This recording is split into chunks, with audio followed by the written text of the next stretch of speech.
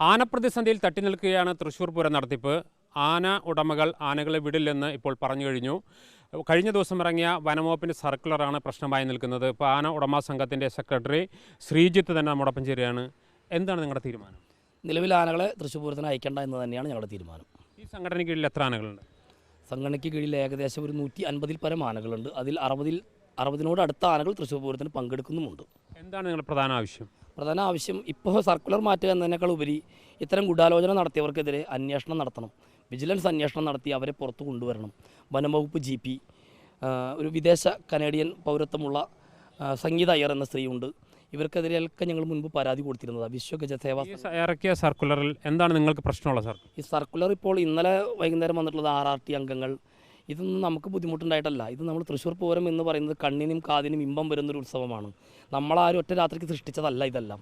ശക്തൻ തമ്പുരാൻ്റെ കാലത്ത് മുതൽ തുടങ്ങിയിട്ടുള്ള തൃശ്ശൂർ പൂരത്തിനെ ഓരോ വർഷവും അതിനോടനുബന്ധമായ ദിവസങ്ങളിൽ വളരെ കടുകട്ടിയായി നിയമങ്ങളായി ഒരിക്കൽ പോലും നടത്താൻ ഇതിൻ്റെ സംഘടനാ ഭാരവാഹികളെ തളർത്തുന്ന നയമാണ് സ്വീകരിക്കുന്നത്.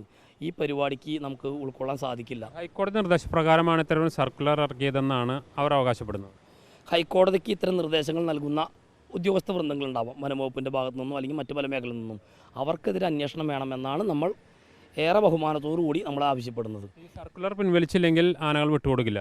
സർക്കുലർ പിൻവലിക്കുക മാത്രമല്ല, ഇതിന് നേതൃത്വം കൊടുത്തവരെ നിയമത്തിൻ്റെ മുൻപിലേക്ക് കൊണ്ടുവരണം. ഞങ്ങൾ കഴിഞ്ഞ വർഷം തന്നെ വിശ്വഗജസേവാ സമിതി എന്ന സംഘടന മുഖേന ബഹുമാനപ്പെട്ട സുപ്രീം കോടതി ജസ്റ്റിസിന് രേഖാമൂലം നമ്മൾ പരാതി കൊടുത്തിരുന്നു. സംഗീത അയ്യർ എന്ന വിദേശ വനിത നമ്മുടെ നാട്ടിൽ ഉത്സവാഘോഷങ്ങൾ അട്ടിമറിക്കാൻ ശ്രമിക്കുന്നു, അവർക്കെതിരെ അന്വേഷണം വേണമെന്ന് പല ആവർത്തി പറഞ്ഞിരുന്നു.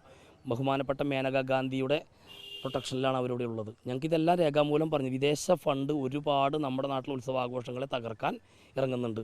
ഇത് അന്വേഷിച്ച് ഇതിന് കേന്ദ്ര സർക്കാരടക്കം ഇടപെട്ടുകൊണ്ട് ഒരു തീരുമാനം ഉണ്ടാക്കി തരണം എന്നതാണ് ഇപ്പോഴത്തെ ആവശ്യം. ഈ അവസാന ഘട്ടത്തിൽ ഇറങ്ങുന്ന സർക്കുലർ ഇത്തരത്തിലൊരു ഗൂഢാലോചന ഉണ്ടെന്ന് തന്നെയാണ് നിങ്ങളുടെ വാദം? 100% ഗൂഢാലോചനയുണ്ട്. എന്താ വെച്ചാൽ ഇത് തൃശ്ശൂർ പൂരം എൻ്റെയോ ചേട്ടൻ്റെയോ കാലമല്ല, അതിന് മുൻപേ ഉള്ളതാണ്. സുഗമമായി മുന്നോട്ട് പോയിട്ടുള്ളതാണ്.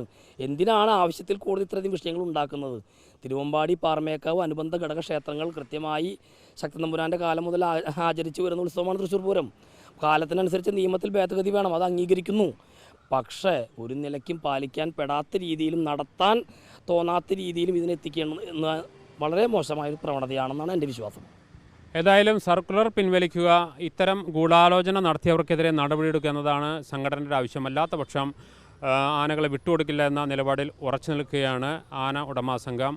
റിപ്പോർട്ടർ ജയ്സൻ, തൃശ്ശൂർ.